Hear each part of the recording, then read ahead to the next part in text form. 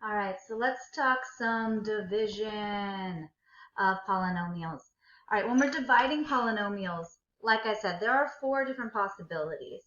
So I'm going to work through this problem using, I think, most of them. I'm going to start with not factoring because factoring will rarely work, and I have no reason to believe it works here. I don't know. It might. I could be wrong. I'm trying to do the math in my head, but oh, it will work. Doing the math in my head would work here. So if factoring works, the only way that works out is if the divisor is a factor of my numerator. So if this numerator is going to, if factoring is going to work, then we're in this situation where there must be an m minus 2, come on, in the numerator. And this is the math I was doing in my head to check myself. I needed 2m, and then I need these to multiply to negative 18, so this to be plus 9. And then I could just double check that that worked. That was the math, and this is where I see if it actually works. Minus 4m. Yes, 9m minus 4m is 5m. We have correctly done this problem with factoring. So this will rarely work, but it works in this case because we did end up with something that factored but had no remainder, right? It went perfectly in to our dividend, to the thing that we were dividing. So what would this look like in our other settings? Well, let's just do the sort of box method, right? The way we do the box method is we think about the original multiplication that got us to this, right? So let's look back. We had a 2m and a 9. We use this like area model. And we multiplied that with an m and a negative 2. And we can split up these terms because we know when we were to do all the distribution that each term is going to get multiplied by the other terms in the opposite factor. So this will do that for us. M times 2m gives me 2m squared. M times 9 gives me 9m. 2m times a negative 2 is a negative 4m. And a 9 times a negative 2 is a negative 18.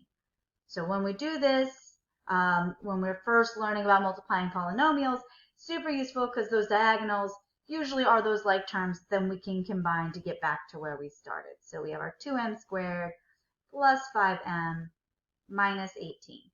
So again, just showing why this thing factored. So if we're going to set up the opposite direction, and I'll start without the multiplication on another example, but if we want to move the other direction with this box, we would probably start somewhere like this. I don't need that much space, but I'll use it. I know I have an m and a negative 2. And I know I have to start with this first term. This is similar to our long division when we start looking at long division, because I'll do all 3 methods for this one. So I need the inside of my box to have a 2m squared, the inside of my area model, which helps a lot because I know that this and this, those 2 terms multiplied together to give me 2m squared. So I just found the first part of my quotient. I found my 2m. And what's more is I know that 2m also had to multiply to the negative 2. So we're seeing all of those things that we'll see in long division that we sometimes forget to do in the area model without any trouble. So now okay, that's a negative 4m. But here's the deal. We know that this is 5m. And if this is negative 4m, we know that those 2 diagonals added together to 5m. So this must be a 9m, right? That's the only way I'm going to get back to my 5m that I ended up with. And then I go, okay, well then, again, same thing. M times what gives me 9m? Oh, that's a 9. 9 times negative 2 gives me negative 18. And oh, negative 18 is what I already had. So no remainder. This thing worked out beautifully and evenly. And I am done, right? I could go ahead and rewrite this now as just 2m plus 9, gluing those 2 terms back together. So that's what the area model looks like. And I'll show you what that looks like with the remainder in the next problem too. Okay, so long division. I like long division. It reminds me of long division from when you were a kid, and like that algorithm is in my brain, so I can use that. We're trying to divide 2m squared plus 5m minus 18 by m minus 2. And so when we did this long division in class on Friday, we thought about, okay, well, first thing, you kind of start off to the left, right, to the largest part of your number, and you try to start taking away groups, right? And so we did the same thing here. We go, okay, well, here's that 2m squared, and I look at the biggest part of this, that's an m. How am I going to take away that 2m squared? How am I going to take out that section or like count for that bit that I needed? It's the same work we were doing here. M times what would give me 2m squared. And so if you go with like the long division algorithm, you're basically doing a little division off to the side. Okay, I needed 2m. I like thinking about what do I need to multiply by as opposed to division, but to each your own. And then you go, okay, well, when I multiply by that 2m, because right now, actually, let me do that in red so it matches my area model. Then we went, oh, I didn't just multiply the m, right? When I come over here, I multiplied the m and the negative 2 by 2m. Right? There's my 2m, same place. And then we subtract, right? We figure out how much we've actually accounted for of our original polynomial. So this is where things start to get a little hairy. When we subtract, we need to make sure we're subtracting every term that we got when we did that multiplication step. So you then take 2m times m minus 2, and then we're going to subtract. So that'll cancel. That's the point. We end up with 9m because it's 5 plus 4m. So we get 9m. And then we bring down that negative 18 because we still need to deal with that too. And then we do the same thing. We go back to this. We go, okay, well, now I have a 9m. I'm still trying to figure out how many m's can go into that. And that's where we need our 9 of them. And then we do the same work that we just did. Multiply it. That's 9m minus 18 and subtract it off. And in this case, both cancel and we end up with a remainder of 0. Okay. Synthetic division. Synthetic division only works when we have that leading term of 1 and a degree of 1 in our divisor, but it basically does all of the steps of our long division in a very, very concise method. So let's look at the setup for our synthetic division. So synthetic division, boom. I always do the thing like different. So you're going to take whatever that subtraction value, whatever we were subtracting off, and we're going to change the sign. We're going to make this a positive 2.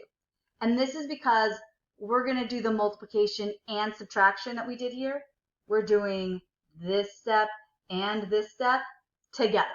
So we're just going to change the sign, make it the opposite so that we can do the subtraction on the fly. That's why we're changing it up. Cool? And then we're going to write down all of the coefficients from our original divisor or dividend in the top. This is when, again, you need to make sure that if there were any missing terms in terms of decreasing degree, that you have gone ahead and added 0 for them. You would see that issue in the box. You would see that issue in long division. You won't see it in synthetic. So synthetic, it's lovely if you want to be like really short and small in terms of your writing, but otherwise it's just a place where we can make a lot of errors. So what we do first, we're going to bring down the 2. Essentially what we're saying here is we know if we're starting with an m, just leading coefficient of 1, that the only way we're going to be able to get back to that first leading term of the dividend, this 2m, right, that this represents, 2m squared, is I need to multiply by the 2. I need 2 of them. Otherwise, I'm not going to have that coefficient. So that's all we're going to do. We're always bring that down, right? This piece, that negative 2, is coming from the opposite of that. And then we do the multiplication. 2 times 2 is 4. Right? This is that same 4 we had here. This is the same 4 we had here. We're just ignoring the first term because what happens is we always ended up canceling, right? Like why bother to write out the piece that we know is going to cancel? We chose a number to be smart, so we don't need to write that. We only need to worry about what the leftover bit was. That's how synthetic is working. And then we don't need to subtract because we already changed the sign. We can add them together. And then we do that same work. 9 times my 2. This gives me 18. Add those together, I get my remainder of 0. And then I have to remember when I divide by something with a degree of 1, my resulting quotient is going to be 1 less degree than my original dividend. So if we started with a square, we're going to end up putting back, this is a 2m plus 9, because this is now the m and this is the constant row and this is our remainder. Cool? All right, so let's try all of those again, except for factoring, because it's not going to work on the next example where it's not quite as clean because we have a remainder.